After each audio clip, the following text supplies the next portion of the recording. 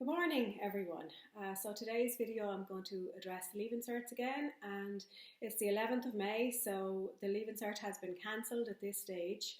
I'm sure there's a lot of mixed feelings out there about that decision.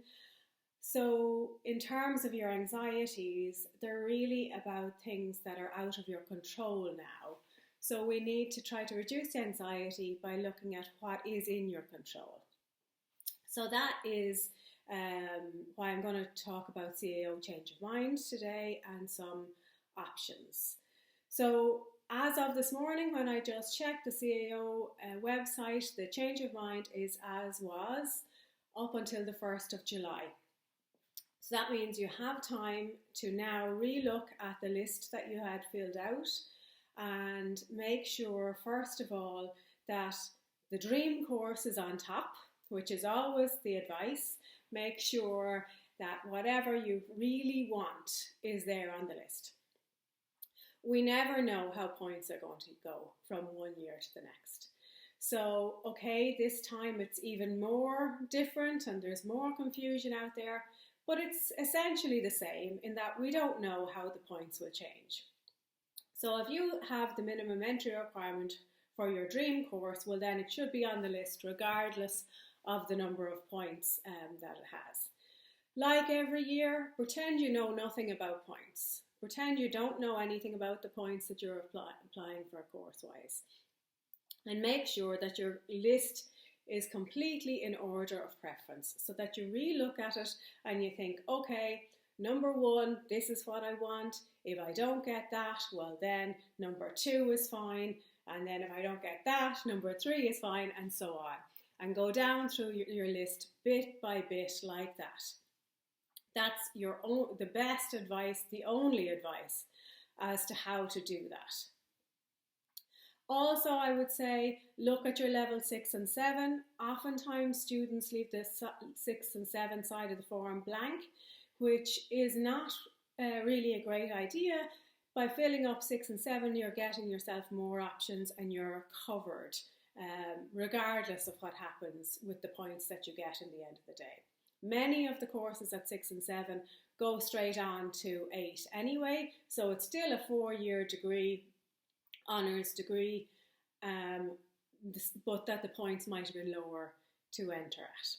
So great benefit to that. So keep yourself covered.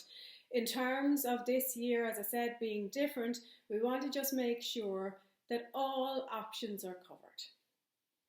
Looking past the CAO as well, a lot of people are applying for FETAC courses now.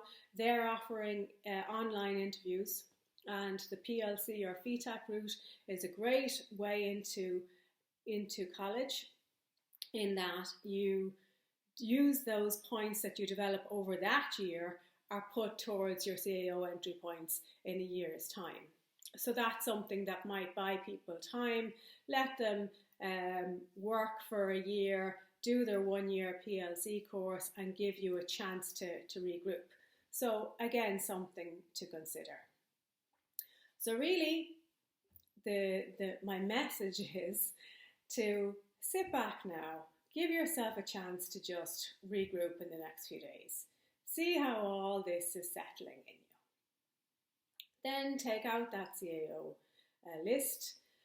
The details on how to change your mind are very clear on the CAO website, and you will find more information and videos about the CAO process on the Careers Portal website and on classroomguidance.ie, which will remind you and talk you through how to do everything. But key to the whole thing is that your number one dream course is on that list, that it's top of the list, and that everything on the list then is put in order of preference. Remember now, you also have time that you didn't expect to have on your hands, time that you thought you'd be studying.